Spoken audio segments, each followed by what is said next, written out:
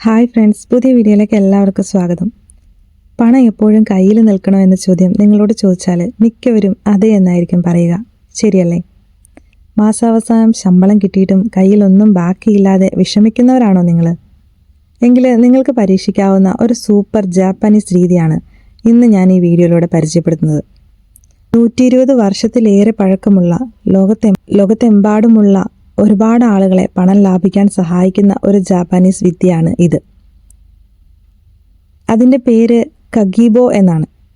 നിങ്ങൾ ആരെങ്കിലും ഇത് കേട്ടിട്ടുണ്ടോ? ഇന്നത്തെ വീഡിയോയിൽ നമ്മൾ കഗീബോ എന്താണെന്നും അതെങ്ങനെ പ്രവർത്തിക്കുന്നുവെന്നും അതുപോലെ നമ്മുടെ പണം മികച്ച രീതിയിൽ കൈകാര്യം ചെയ്യാൻ സഹായിക്കുന്ന മറ്റു ചില ടിപ്സും അതൊക്കെയാണ് ഈ വീഡിയോയിലൂടെ ഒന്ന് വിശദമായിട്ട് മനസ്സിലാക്കാൻ പോകുന്നത്. നിങ്ങളുടെ സാമ്പത്തിക ജീവിതത്തിൽ വലിയൊരു മാറ്റം കൊണ്ടുവരാൻ ഈ വീഡിയോ തീർച്ചയായിട്ടും സഹായിക്കും. അതുകൊണ്ട് തന്നെ അവസാനം വരെ കാണാനായിട്ട് മറക്കരുത്. വീഡിയോയിലേക്ക് പോകുന്നതിന് മുൻപ് നമുക്ക് ഈ കഗീബോ എന്ന വാക്കിന് പിന്നിലെ കഥ എന്താണെന്ന് ഒന്ന് നോക്കിയാലോ.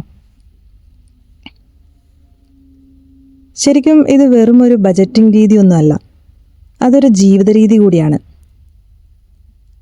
1904 ജപ്പാനിലെ ആദ്യത്തെ വനിതാ പത്രപ്രവർത്തകയായ ഹാനി മോട്ടോക്കോ ആണ് ഈ ജീവിത രീതി കണ്ടെത്തിയത്.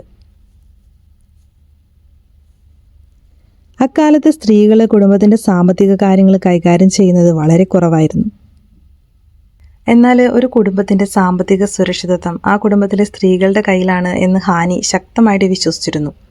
കഗീബോ എന്ന വാക്കിന്റെ അർത്ഥം വീട്ടിലെ സാമ്പത്തിക കണക്ക് പുസ്തകം എന്നാണ്. വളരെ ലളിതമാണ് ഇതിന്റെ അടിസ്ഥാനം.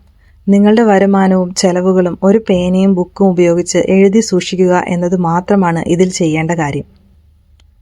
കഗീബോയുടെ ഏറ്റവും വലിയ പ്രത്യേകത അതിൻ്റെ ലാളിത്യമാണ്. ഇതിൽ സങ്കീർണമായിട്ടുള്ള ആപ്പുകളോ സോഫ്റ്റ്വെയറുകളോ ഒന്നും തന്നെ ആവശ്യമില്ല. കഗീബോ രീതി പ്രധാനമായും 4 ചോദ്യങ്ങളിലൂടെയാണ് കടന്നു പോകുന്നത്. മാസത്തിൻ്റെ തുടക്കത്തിൽ നിങ്ങൾ സ്വയം ചോദിക്കേണ്ട ചോദ്യങ്ങളാണിവ. ഒന്നാമത്തെ കാര്യം വരവ്, അതായത് എൻ്റെ കൈവശം എത്ര പണമുണ്ട് എന്ന് കൃത്യമായി അറിഞ്ഞിരിക്കണം.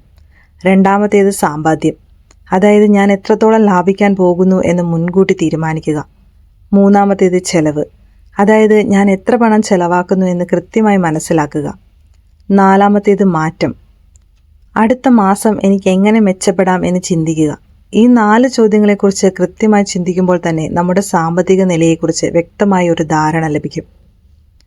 ഇനി ഇതെങ്ങനെ പ്രായോഗികമായിട്ട് നമുക്ക് കൊണ്ടുവരാം എന്നത് നോക്കാം. വരവുകൾ കൃത്യമായി എഴുതി വെച്ച് ചെലവ് മുൻകൂട്ടി തയ്യാറാക്കിയ പദ്ധതി പ്രകാരം മാത്രം നടപ്പാക്കുകയാണ് നമ്മൾ ചെയ്യേണ്ടത്.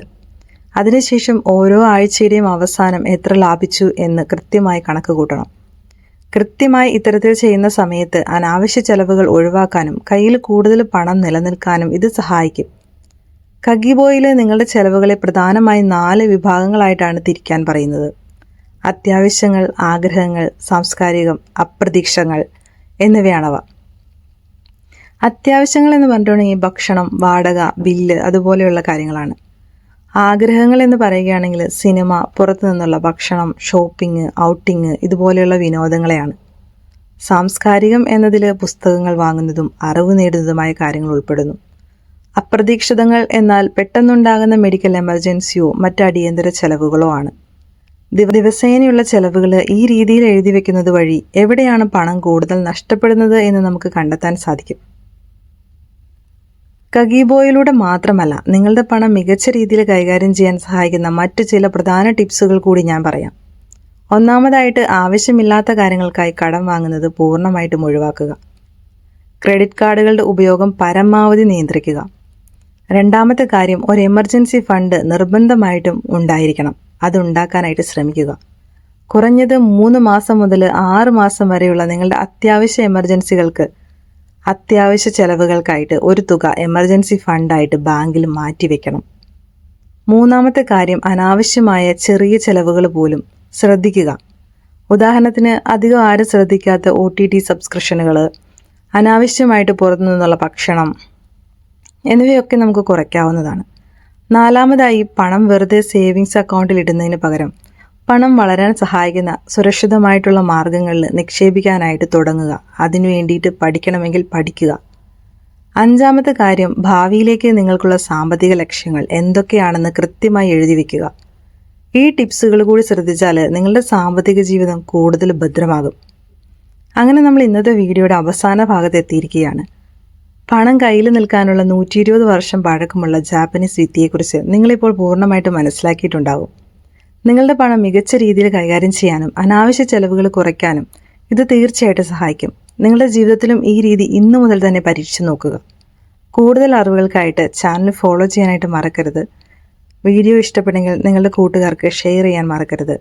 കഗീബോ രീതിയെക്കുറിച്ചുള്ള നിങ്ങളുടെ അഭിപ്രായങ്ങൾ കമൻറ്റിൽ പറയാവുന്നതാണ്. മറ്റൊരു വീഡിയോയുമായിട്ട് വീണ്ടും കാണാം. താങ്ക്